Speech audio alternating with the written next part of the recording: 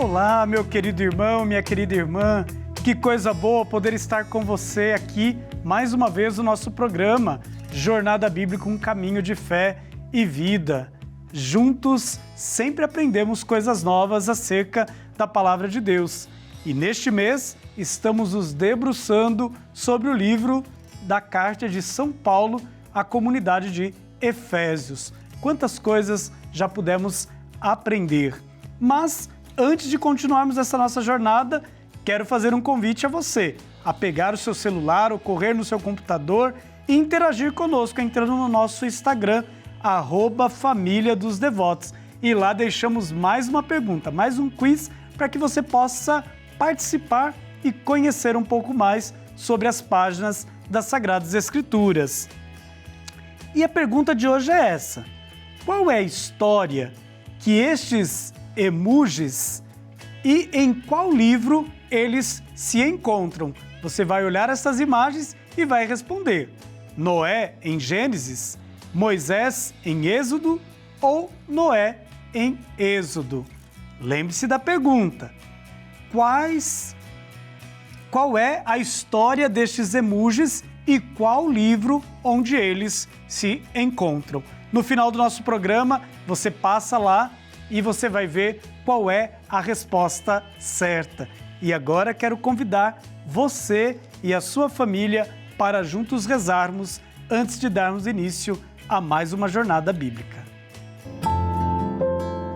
Jesus Mestre, vós dissestes: onde 2 ou mais estiverem reunidos em meu nome, eu aí estarei no meio deles. Ficai conosco aqui reunidos para melhor meditar e comungar a vossa palavra. Sois o Mestre e a verdade.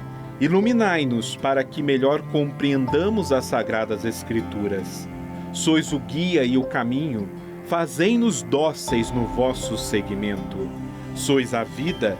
Transformai nosso coração em terra boa, onde a palavra de Deus produza frutos abundantes de santidade e apostolado. Amém.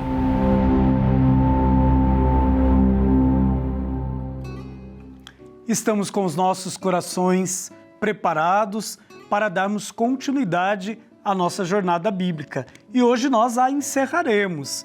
E, claro, mais uma vez nós vamos contar com a presença daquele que está nos ajudando a fazer este caminho, a quem acolhemos neste momento. Bem-vindo entre nós mais uma vez, professor Luciano. Olá, Padre Rodrigo, uma alegria muito grande estar aqui com vocês novamente, e infelizmente encerrando esse programa, essa jornada, mas deixando aqui sempre essa marca dessa Bíblia que age na nossa vida.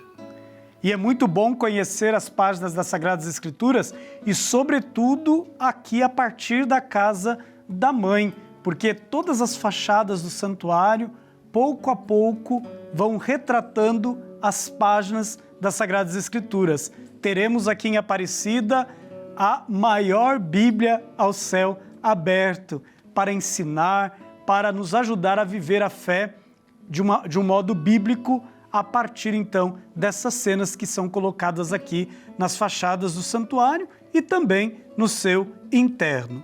Luciano, fizemos um bonito caminho, uma bonita jornada até aqui, mas ainda há algumas palavras, alguns termos nesta carta de Efésios que nós precisamos conhecer para melhor entender o livro e aplicá-lo também na nossa vida, já que a segunda parte é também uma parte que indica algumas questões práticas. Nós temos ali no livro alguns temas, alguns termos como tirar as roupas velhas, revestir-se de novas roupas. O que isso significa dentro do contexto espiritual, um processo, de transformação? E como também aplicar estes termos para a nossa vida cotidiana de fé? Muito bem, Padre Rodrigo. Nós temos que olhar para trás na nossa história, na história bíblica, e ver que grande parte dos livros que são escritos vão trabalhar com metáforas, entre outras formas de linguagem. E a metáfora ela é muito utilizada. Aqui, para o autor, revestir-se da armadura de Deus é uma metáfora poderosa para a preparação espiritual do crente. e também proteção contra as forças do mal, essa armadura que me reveste. Então, em Efésios, lá no capítulo 10, no capítulo 6, do versículos 10 a 18, ele descreve essa armadura em detalhes. Ele vai dizendo detalhadamente, parte por parte, o que vem a ser essa armadura. Então, primeiramente, ele vai dizer assim que é um cinturão da verdade. E o que significa isso? Significa que integridade e compromisso com a verdade tem que ser algo para o cristão. Couraça da justiça seria viver de maneira justa e reta. Ou sapatos da prontidão do Evangelho da Paz, que significa estar preparado para compartilhar e viver o próprio Evangelho, esse Evangelho que nós recebemos do Cristo, essa boa nova. Ele utiliza também a palavra escudo da fé, que seria confiar em Deus para poder apagar aqueles questões inflamadas das tensões e das tentações e dúvidas no meio entre judeus e cristãos agora. Ele chama também de capacete da salvação, que seria proteger a mente com a certeza da salvação. Um outro termo que é utilizado é a espada do Espírito. Então, a palavra de Deus usada para defender e atacar espiritualmente. Então, esses elementos simbolizam virtudes e práticas que têm que ser colocadas em prática, portanto, na vida do crente. Aqueles que devem incorporar na sua vida tudo isso, manter-se firmes contra as adversidades espirituais. Com relação a tirar as roupas velhas, o autor ele vai dizer que essas roupas, revestir-se das novas vestes, então uma outra metáfora para a transformação espiritual e moral dos crentes. Instruir os crentes a abandonar o seu velho modo de vida, e isso vai ser caracterizado aqui por comportamentos pecaminosos, por pensamentos corruptos, por adotar uma nova maneira de viver, que reflete a santidade, essa santidade que vem de Deus, a justiça de Deus. Então seria revestir-se de novas roupas aí. Bem interessante esses detalhes que você traz e vai nos ajudando, a entrar no livro e a nos familiarizarmos com o livro. Diante disso, como então o ensino, de colocar as virtudes em prática pode impactar aí os nossos relacionamentos cotidianos no mundo do trabalho, no mundo da família, no mundo da escola, enfim, nos lugares onde nós nos fazemos presentes como cristãos? Muito bem, nós encontramos lá no capítulo 5, no versículo 21 e também no capítulo 26, onde vai nos trazer aqui, nos remeter a uma questão doméstica, uma questão da família. Como que a família deve se manter? Como que essa família pode ser expressão dessa figura de Deus, portanto, no mundo? E vai nos apresentar aqui algumas coisas que eu acredito, assim, as mulheres, principalmente quando escutam isso, falam, Paulo era machista, que vai dizer o seguinte: submetei-vos uns aos outros no temor de Cristo. As mulheres estejam sujeitas aos maridos como o Senhor, porque o homem é cabeça da mulher, como Cristo é cabeça da igreja e salvador do corpo. E às vezes a gente olha esse texto e fala assim, nossa, mas como que tem que se submeter ao homem e à mulher? Mas vejam, se nós não lemos esse texto na íntegra, a gente acaba não compreendendo. Quando é que a mulher tem que se submeter? Quando que essa submissão passa a realmente valer? O versículo 25 nos diz: vós, maridos, amai vossas mulheres como Cristo amou a igreja e se entregou por ela, a fim de purificá-la com o banho das águas e santificá-la pela palavra. Aí a pergunta que eu faço, Padre Rodrigo: como foi que Cristo amou a sua igreja? Amou a sua igreja a ponto de dar a sua vida por ela. Portanto, o que está dizendo aqui que, assim como a mulher se submete a estar debaixo da proteção do marido, esse marido tem que amá-la sendo capaz de entregar a sua própria vida por ela, assim como Cristo entregou a sua vida por cada um de nós. E vai dirigir lá no capítulo 6, diretamente para os filhos, dizendo: obedecei aos vossos pais no Senhor, pois isto é justo. Honra teu pai e a tua mãe.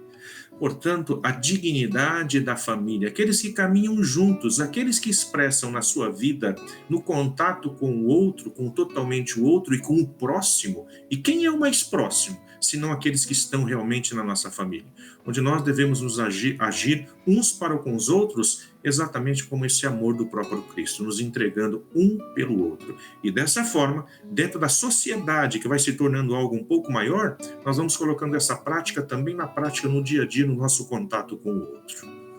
Luciano, a gente sempre conclui a nossa jornada bíblica fazendo uma pergunta.